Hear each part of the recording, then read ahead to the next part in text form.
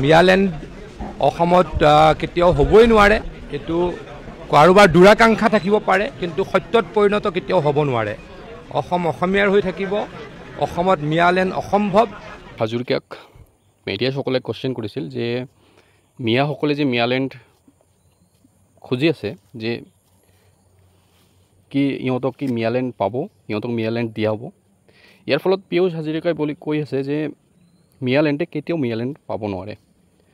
কৈছে যে কিছুমানে এনেকুৱা আশংকা কৰি আছে যে আমি হয়তো মিয়ালেণ্ড দাবী কৰিলে আমি মিয়ালেণ্ড পাম, তো এই আশাটো ইহঁতৰ কেতিয়াও পূৰ্ণ হ'ব নোৱাৰে।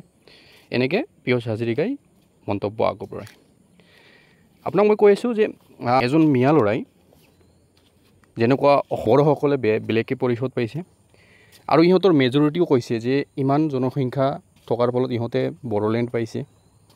তো আমি মিয়াসকলে ইমান মানুহ থকাৰ সত্ত্বেও আমি কিয় আজিলৈকে মিয়ালেণ্ড দাবী কৰা নাই?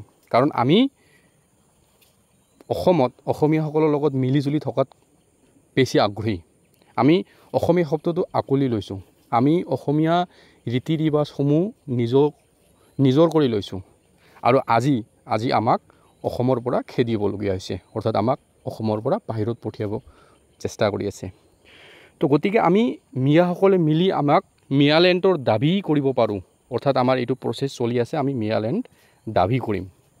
যাৰ ফলত আজি পীয়ুষ হাজৰিকাক মেডিয়াসকলে এই কুৱেশ্যনটো উত্থাপন কৰিছে যে মিয়াসকলে যদি মিয়ালেণ্ড খোজে, অৰ্থাৎ মিয়ালেণ্ডৰ দাবী কৰে, তেন্তে ইহঁতক মিয়ালেণ্ড দিয়া হ'ব নেকি? যাৰ ফলত কোনোবাই যদি এই ক্ষেত্ৰত সীমা অতিক্ৰম কৰে, তাৰ বিৰুদ্ধে চৰকাৰে নিশ্চয়কৈ কঠোৰ ব্যৱস্থা হাতত ল'ব। চাওক, আপোনালোকে দেখিছেই, সকলোৱে দেখিছেই, মুখ্যমন্ত্ৰী ডাঙৰীয়াই বাৰে বাৰে কৈ আছিলে যে অসমৰ সাংসদগৰাকীৰ পাকিস্তানৰ লগত সম্পৰ্ক আছে। তেখেতৰ পত্নীয়ে পাকিস্তানৰ কোনোবা সংস্থাৰ পৰা দৰমহা লয়। মুখ্যমন্ত্ৰী ডাঙৰীয়াই এই কথা কৈ আছিলে। পৰহি দিনাখন গোটেই পাকিস্তানৰ হিৰো কোন? আমাৰ সাংসদগৰাকী। পাকিস্তানৰ টিভিত, পাকিস্তানৰ ছ'চিয়েল মিডিয়াত যোৱাকালি কোন হিৰো? আমাৰ অসমৰ সাংসদগৰাকী।